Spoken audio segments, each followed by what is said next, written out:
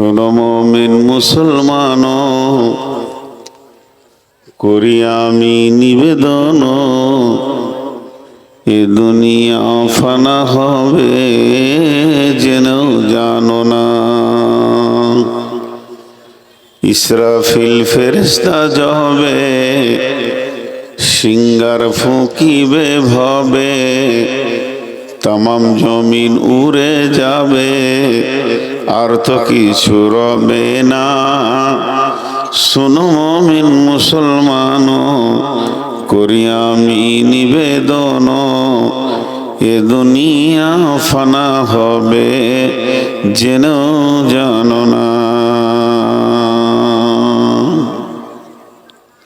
শ্রদ্ধেয় সুযোগ্য অত্র এলাকার কৃতি সন্তান, আপামা জনসাধারণের নির্বাচিত আজকে সদরে সভা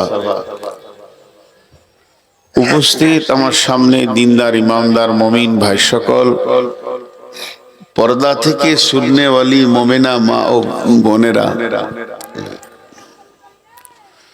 প্রশংসা গুণগান সেই মহান মুনিবের যার আমরা গোলাম। সেই মহান মুনিব সার্বভৌমত্ব একচ্ছত্র মালিকানা রাখে, তার কোনো অংশীদার নাই। সুবহানাহু ওয়া তাআলা আম্মা ইউশরিকুন।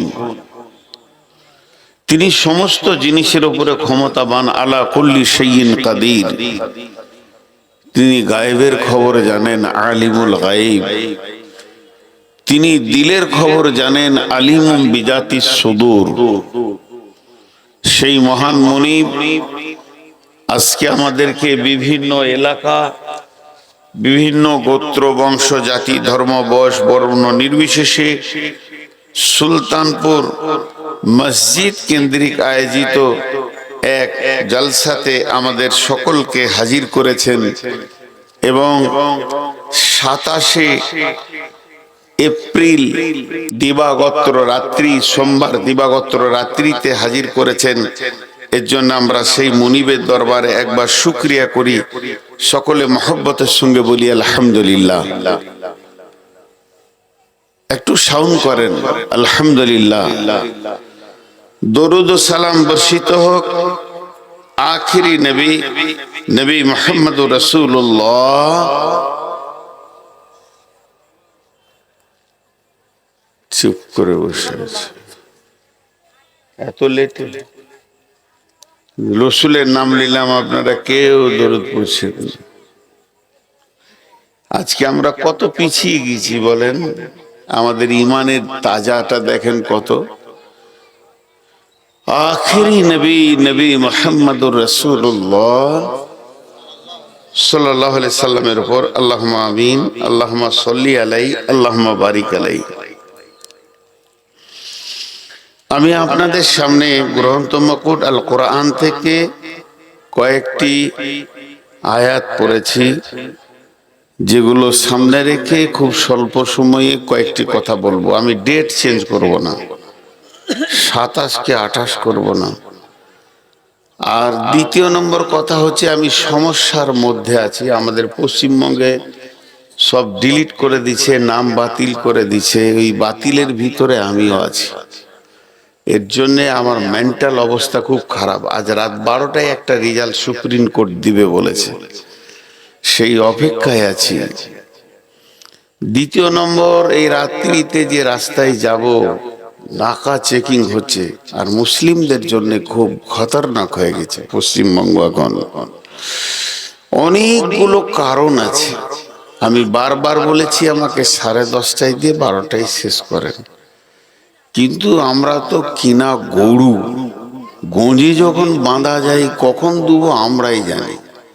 আবার এখানে তুলে যদি নিয়ে এলাম, তো শুয়েছিলাম, আরাম করছিলাম, ভালো ছিল, এটা আমি নিই, রাস্তায় দেখবে পুলিশ আর কি, তো শুয়েছিলাম, ভালো ছিল। এখানে উঠে এসে বক্তা নিজে বলছে যে 5 মিনিট পর্যন্ত আছে। আল্লাহ আজীব লাগে। তা আমাকে নাই আনতে পারতো আরো 10 মিনিট, যদি প্রয়োজন ছিল কালেকশনটা, 10 মিনিট না এলে আমি ওখানেই শুয়ে থাকতাম। যাই হোক, এগুলো কথা নয়। সুলতানপুর আমার কাছে নতুন নয়, পুরাতন পরিচিত এলাকা। সুগার 390, ইউটিউবে লোক শুনে শুনে ক্লান্ত হয়ে গেল। তারপরে মেন্টাল চাপ, এনআরসি নিয়ে, সেই সাথে আবার হাই প্রেশারের রুগী, সবটা মিলিয়ে আমি এখন রোগী হয়ে গেছি। আপনারা মাফ করবেন, ক্ষমা করবেন যদি ব্যবহারে কষ্ট পেয়ে থাকেন। এখন আমি আপনাদের সামনে যে বিষয়টা তুলে ধরেছি, এসআইআর নিয়ে আমরা পশ্চিমবঙ্গের লোক এখন চিন্তিত আছি। আপনাদের 2026 সালেই শুরু হবে এসআইআর, রেডি থাকবেন। বিশেষ করে যাদের পাসপোর্ট নেই, পাসপোর্ট করে নেন যদি এই ঝামেলা থেকে বাঁচতে চান। আর যাদের নামের ভুল আছে ঠিক করে নেন। এটা অগ্রিম বলে দিলাম, আপনাদের হবে, কিন্তু 26 সালেই হবে। প্রত্যেকটি ব্যাংকে, রেজিস্ট্রেশন অফিসে, যেখানে জমি দলিল হয় ব্যাংকে, সব বিজেপি বসে গেছে, আরএসএস বসে গেছে। ফার্স্ট আপনার ব্যাংকের অ্যাকাউন্টটাকে শেষ করে দেবে, টাকাগুলো নিয়ে নেবে। আধার কার্ড বাতিল, ব্যাংকের বই বাতিল, ব্যাংকের খাতা বাতিল, আধার কার্ড বাতিল, আপনার নামে যে জমিটা আছে ওটাও বাতিল। কত ভয়ানক জিনিস আসছে, একটু সতর্ক দিলাম। মুসলমান ভাই একটু জাগিয়ে দিলাম। এখন থেকে আপনারা নেমে যান। যেদিন এসআইআর শুরু হবে সেদিন সমস্ত অফিস বন্ধ হয়ে যাবে। এখন আমাদের নামকে ঠিক করার মতো আর কোনো হাত নাই। এটা একটা প্ল্যানিং, জুলুম চলছে। ঘুমিয়ে থাকলে বুঝতে পারবেন এর জ্বালা কত। যদি চোখে দেখতে চান এর জ্বালা, 2 পয়সা খরচা করে আসাম চলে যান। ডিটেনশন ক্যাম্প কাকে বলে? গর্দন ধরে ভরে দেবে, বলবে 2026 সালে ভরলাম, 27, 28 বাদ দিয়ে 29 সালে সেপ্টেম্বরের 13 তারিখে তোর বিচার হবে। ঢুকে থাকতে ওইখানে। আপনাদের মসজিদের মতো ছোট একটা ঘর, ভরে দেবে 2000 লোককে। বাসে যেমন মানুষ দাঁড়াতে জায়গা পায় না, ওরম পাবে না। কোনো দরজা জানালা খোলা হবে না। সপ্তাহে একদিন খাবার দেবে কি দেবে না, লাশ আসবে বাড়িতে। সংক্ষেপে বলে দিলাম। যাই হোক, এখন আমি আপনাদের সামনে যে আয়াতগুলো তুলে ধরেছি, সামান্য একটা অক্ষর নামের গোলমালের জন্য বলছি তুই এই দেশের নাগরিক নস। সামান্য, তাহলে আমার জিন্দেগিটা যেদিন যাচাই হবে কিয়ামতের দিন, সেদিন আমি কি অবস্থায় থাকব? আপনাদের হাতগুলো ধরে বলছি, 5টা মিনিট আপনারা আমার সঙ্গে একটু যুক্ত হন। আমরা মুসাফির। ये दुनिया रहने की जगह नहीं है, ये दुनिया रहने की जगह नहीं है। यहाँ आना है जाने के लिए।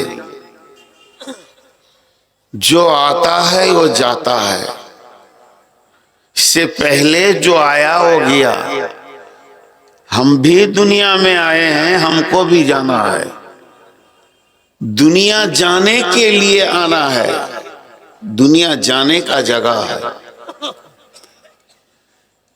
अगर दुनिया रहने के लिए होता तो हजरत आदम को भी मिल जाता, आखिरी नबी को भी मिल जाता, सब चला गया। যে জায়গায় আমরা বসে আছি, কাউকে রাখেনি, কাউকে রাখবে না।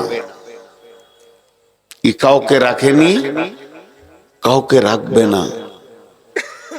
দুনিয়ার ব্যাপারে নবীজি অনেক কথা বলেছেন, আল্লাহ অনেক কথা বলেছেন, বড় বড় দার্শনিকরা অনেক কথা বলেছেন, বড় বড় কবিরা বলেছেন, গায়করা বলেছেন, নন মুসলিম গায়করা বলেছেন দুনিয়া থাকার জায়গা নয়।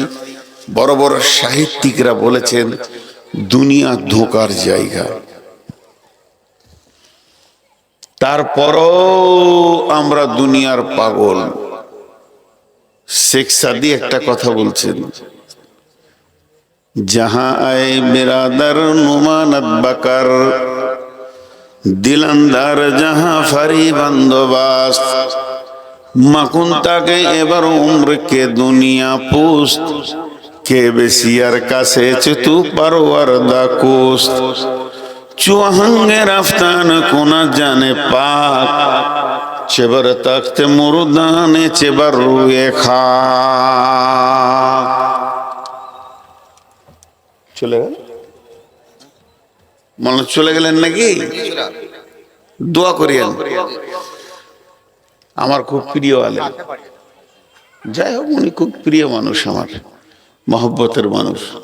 ইলম আছে এবং ধৈর্য আছে, ইনকিসারি আছে, অহংকার নেই, সামনে বলতে হয় না। শেখ সাদিক কি বললেন দুনিয়ার ব্যাপারে? যাহা আয় বিরাদার নুমানাত বাকার দিলান্দার যাহা ফারি বন্দোবাস্ত মাকুন্তা কে এবার উমর কে দুনিয়া পোস্ত কে বেশিয়ার কাছে চেতু পারোয়ার দা কোস্ত চুহাঙ্গে রাফতান কোনা জানে পাক চেবার তখতে মুরদানে চেবার রুয়ে খা। এটা শেখ সাদির কথা বললাম। শেখ সাদি বলছে, হে দুনিয়ার ভাইরা, এই দুনিয়ার প্রেমে তুমি পড়ে যেও না। দুনিয়া বড় ধোঁকাবাজ, বরং প্রেম ওর সাথে করো যে দুনিয়ার মালিক। এই দুনিয়া কেমন ধোঁকাবাজ, তোর মতো কত মানুষকে প্রেম দিয়ে পাগল করে রেখেছিল আর কতজনকে ছেড়ে দিয়েছে কবরে। আর কেমন ধোঁকাবাজ, এই আসমানের নিচে আর জমিনের উপরটা যতক্ষণ তোর দেহে আত্মা আছে ততক্ষণ তোর দাম আছে।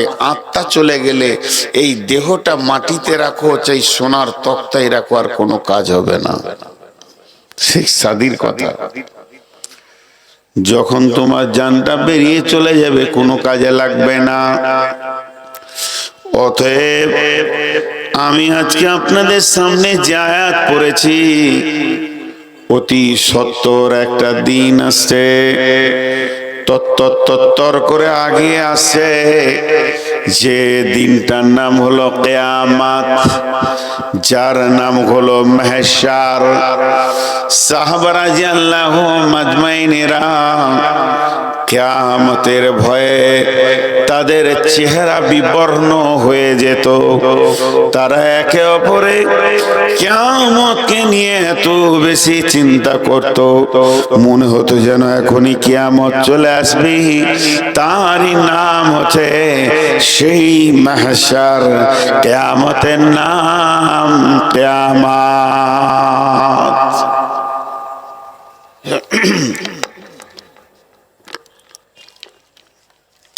10টা মিনিট চেয়ে নিয়েছি, তারপরে চলে যাবেন। অতি সত্তর চলে আসছে তত্তর করে আমাদের কাছে।